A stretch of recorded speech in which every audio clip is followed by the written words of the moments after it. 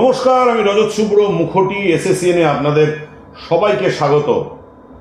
মাঘ মাস পড়ে গেছে এবং তার সঙ্গে জাঁকিয়ে বসেছে শীতের থাবা।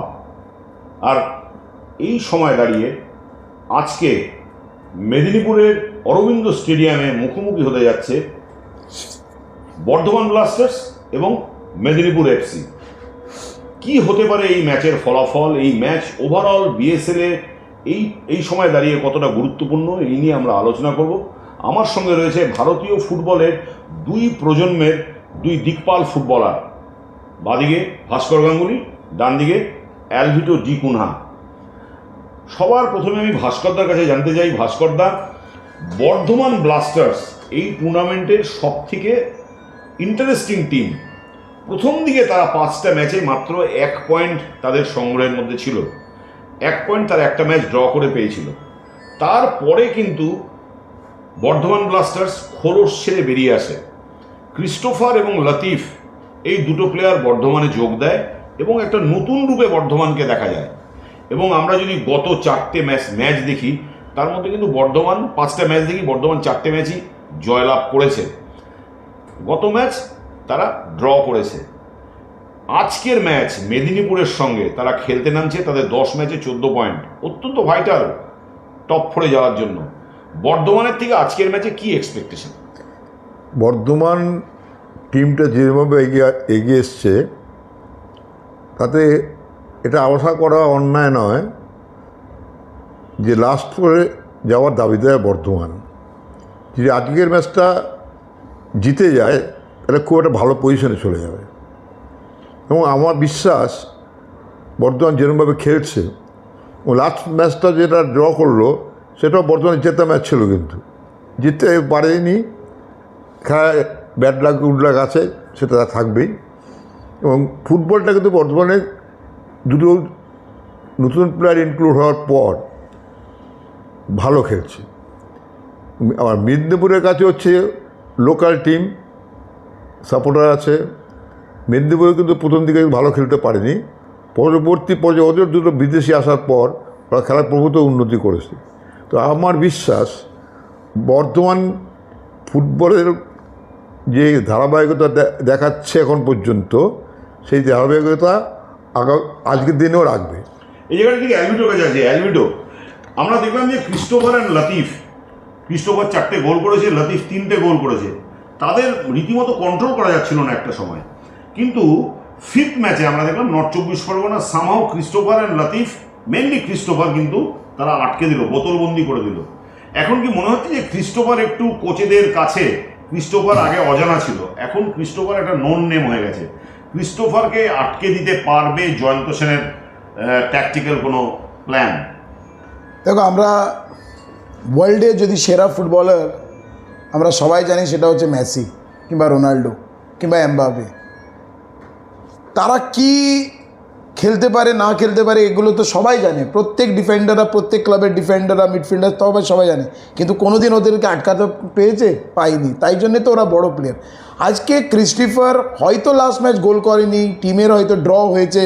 আমার তার আগে নন্দীর সাথে আমার কথা হচ্ছিল, আমি যখন জিজ্ঞেস করলাম টিম কি সবাই আছে, কি কোনো ফিটনেস প্রবলেম, ও আমাকে তার আগেই বলে দিয়েছিল ইনজুরি আছে ক্রিস্টোফারের, ও খেলবে কি খেলবে না একটা ডাউটফুল। ম্যাচের পরে আমার আলোচনা হয়েছে, তখনও বললো ক্রিস্টোফার খেলেছে কিন্তু ফুল ফিট নেই, অনেকটাই লেগে আছে। তো এইগুলো একটু হয়, কারণ ন্যাক টু ন্যাক ম্যাচেস, প্লেয়ারদের রিকভারি সময় একটু কম, তাই জন্যে ওরা একটু চেষ্টা করছে। কিন্তু এখন হচ্ছে ওদের টপ গিয়ারে যাওয়ার টাইম। 4টে ম্যাচ বাকি।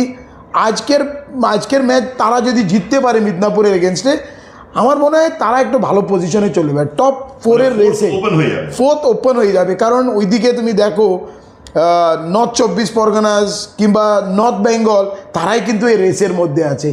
লড়াই এমনভাবে চলছে, এখন আমরা বলি না ম্যারাথন রেস কেন যে ভালো, ফাইনাল টাচ লাইনটা কে pick up করতে হবে? কে পিক আপ করবে, কখন পিক আপ করবে, এইগুলো জানা উচিত। আজকে বর্ধমানের স্টার্টটা খুব ভালো হয়নি, পরপর 4টে ম্যাচ জিতেছে, লাস্ট ম্যাচ হয়তো ড্র, কিন্তু now it's the time to go to the top gear. কারা অপোনেন্ট তারা কোনো মাইন্ড করবে না, তাদের কাছে 3 পয়েন্ট ইম্পর্টেন্ট, যেটা মিদনাপুর হোক, হাওড়া হুগলি ওয়ারিয়র্স হোক, জেএচআর হোক, যে কোনো দল হতে পারে, কিন্তু বর্ধমানের কাছে একটাই সেটা হচ্ছে আমরা জিতবো। ভাস্করদা, বিদেশি প্লেয়ার আমরা দেখলাম এই টুর্নামেন্টে, বিদেশি ইনক্লুশন হওয়াতে এই টুর্নামেন্টের কিন্তু একটা আলাদা স্ট্যান্ডার্ড পৌঁছে গেছে। আমরা যদি দেখি রিচমন্ড 9 গোল করেছে, পাওলো সিজার হাওড়া হুগলির সে 6 গোলের বেশি 6 গোল করে ফেলেছে, জোটা আছে মালদা মুর্শিদাবাদের স্টার সংগ্রহে 4 গোল, ক্রিস্টোফার 4 গোল, লতিফ 3 গোল। এই যে বিদেশি প্লেয়ার একটা টিমে থাকা, এই বর্ধমানের ক্ষেত্রে এটা কি একটা গেম চেঞ্জার হয়ে যাচ্ছে এই দুটো প্লেয়ার? তুই যদি একটু ভালো করে দেখিস, এখন পর্যন্ত বিএসএফ গোল কটা হয়েছে? 85 বেশি গোল হয়ে গেছে। গোল হচ্ছে আমাদের বিদেশিতে গোলের সংখ্যা খুব বেশি হলে মেরে কেটে 20 কি 22টা হবে। আমি আমাদের দেশের প্লেয়ারদের একটু ছোটো না করে বলছি, বিদেশিরা খেলছে একটু অ্যাডভান্টেজ ওরা পায়, বডি অ্যাডভান্টেজ পায়, তা সত্ত্বেও বলবো আমাদের যে ছেলেগুলো খেলছে তারা যথেষ্ট ভালো খেলছে। আমাদের দেশের ছেলেগুলো যারা গোল করছে তারা যত ভালো গোল করছে। ওই যে গোল করার জন্য যে সাপোর্টিং প্লেয়ার লাগে সেটা তো এরা খেলছে, দিচ্ছে। যে সাপোর্টিং প্লেয়ার যদি না দিত তাহলে গোল কী করে পেতো? একে কাটিয়ে নিয়ে তো গোল করছে না, এখানে মারাদোনা বা মেসি অনেক করতো না, সাপোর্ট করছে। আমি ওদের যেমন ছোটো করছি না, তখন আমি আমার দেশের যারা খেলছে, যারা আমার রাজ্যের প্লেয়াররা যারা খেলছে তাদেরকেও না, আমার প্রশ্ন হচ্ছে অবশ্যই আজকের ম্যাচে বিদেশি প্লেয়াররা যায়, বিশেষ করে বর্ধমানের কাছে বিদেশি প্লেয়ার ইনক্লুশনটা খুব কাজে রয়েছে। আমরা একদম শেষ দিকে আলোচনা চলে এসেছি, তো অ্যালভিটোর কাছে জিজ্ঞেস করে নিই।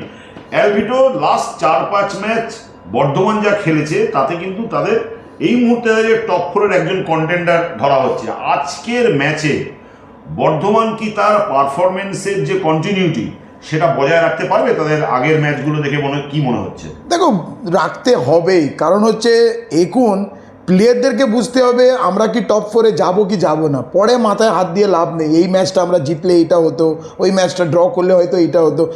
ওদেরকে অল আউট যেতে হবে। অল আউট মানে কি? তার মানে এটা নয় কি ওরা সব কিছুই মানে ওপেন আপ করে ওরা অল আউট কাউন্টারে চলে যাবে আর এদিকে ওরা গোল খেয়ে নেবে, সেটা যেন না হয়। একটা কোচের, একটা টিমের একটা স্ট্র্যাটেজি দরকার। ওরা হয়তো প্রথম দিকে একটা ডিফেন্সিভ অর্গানাইজেশনে যাবে, পরে হয়তো কাউন্টার করবে, কিংবা প্রথম দিকে হয়তো ওরা কাউন্টারে চলে যাবে, তারপরে হয়তো ডিফেন্সটাকে কম্প্যাক্ট করবে। এইগুলো সব কোচেস অ্যান্ড প্লেয়ারদের মেন্টালিটি কীরকম কম্বাইন করে। ফেভারিট আজকের ম্যাচে ডেফিনেটলি আমি বর্ধমানকেই রাখবো, কারণ হচ্ছে মিদনাপুরের হয়তো হোম ম্যাচ, কিন্তু আমি একটু বর্ধমানকে এগিয়ে রাখবো, কারণ তাদের কাছে এখন একটাই উপায়, উইন উইন অ্যান্ড উইন। ভাস্করদা, রক্তের 7 পাওয়া বাঘ বর্ধমান, কে ফেভারিট? প্রথম 4-এ যাওয়ার জন্য তো বর্ধমান চেষ্টা করবেই, এবং বর্ধমানের যে টিমের ব্যালেন্স আছে যা দেখছি খেলা আমরা, তাতে বর্ধমানের জেতা ছাড়া অন্য চিন্তা করা উচিত না। 2 এক্সপার্ট, 2 প্রাক্তন ফুটবলার দুজনেই কিন্তু মনে করছেন যে আজকের ম্যাচে বর্ধমানই ফেভারিট। কিন্তু ফুটবল বলে কথা, অনিশ্চয়তার ম্যাচ, কে জেতে কে হারে সে 90 মিনিটের পরেই বোঝা যাবে। কেউ বলতে পারবে না, কেউ বলতে পারবে না। আমরা চলে যাব, এখন কিছুক্ষণের মধ্যেই শুরু হবে ম্যাচ। এসএসসিএন দেখার জন্য আপনাদের অসংখ্য ধন্যবাদ। দেখতে থাকুন অরবিন্দ স্টেডিয়াম থেকে 43তম ম্যাচ মেদিনীপুর এফসি বনাম বর্ধমান ব্লাস্টার্স। দেখতে থাকুন জি বাংলা সোনার এবং জি5।